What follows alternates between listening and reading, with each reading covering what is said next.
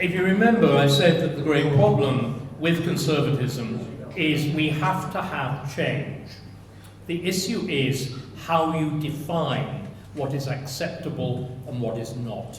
And Tisraeli, back in his great speeches in 1872, did it with brilliant precision. He said this, by the way, he did his speeches, you've noticed I've had the odd little glass, he gave his great speeches with 2 bottles of brandy, ladies and gentlemen. Sound man, sound chap. None of this nonsense of abstemiousness. Anyway, Tisraeli says, in a progressive country, change is inevitable. The question is, what sort of change? Change in accordance with the national tradition, good. Change in accordance with abstract international liberalism, bad. And the problem is, ladies and gentlemen, we've been completely seduced by this idea of international liberalism. I'm afraid Churchill led the way with the settlement at the end of the Second World War, the determination to create an international framework of law, so Nuremberg didn't just look like victor's justice. And we made a terrible series of rods for our back. And we've got, above all, centrally, what seems to me to be the theme that any proper right-wing government coming in has got to have, is the centrality of the nation and the inhabitants of the nation. And until that is understood, we will get nowhere. At the moment, our elite doesn't believe that. They deliberately believe something different. The man who ran the Treasury, for heaven's sake, Gus O'Donnell, says his duty is not to promote British welfare, but world welfare.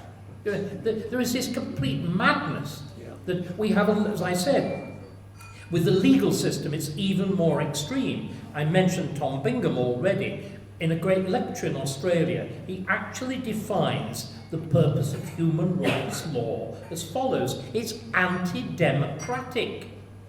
It is counter-majoritarian. It favours minorities over majorities. He even lists the minorities, the Mad, the Roma, the Muslim.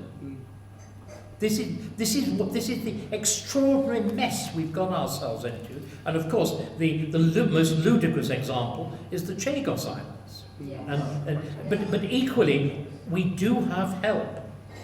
America nearly experienced this fate. If Kamala Harris had won, that's exactly what would have happened to America.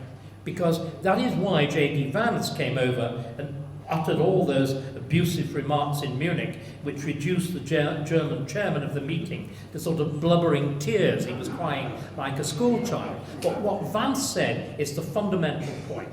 We've now got 2 different meanings of the word democracy. In continental Europe, democracy means protecting minority rights and limiting the majority by law, because of the fear of a repetition of Nazi Germany. In America, it still just means rule by the majority. And we, ladies and gentlemen, are perilously on the point of falling into the European camp, which is, of course, exactly what Blair and Brown and Starmer want, and out of the American one. And do you know what? Everybody says going to America is treason. I would remind people that every single major revolutionary change in Britain involved foreign help, if not foreign leadership. 1689, it was the Dutch. The Tudors, it was the French. Magna Carta, it was the French again, and I can continue. So if the New World redresses the balance of the old, ladies and gentlemen, I don't care. Yeah.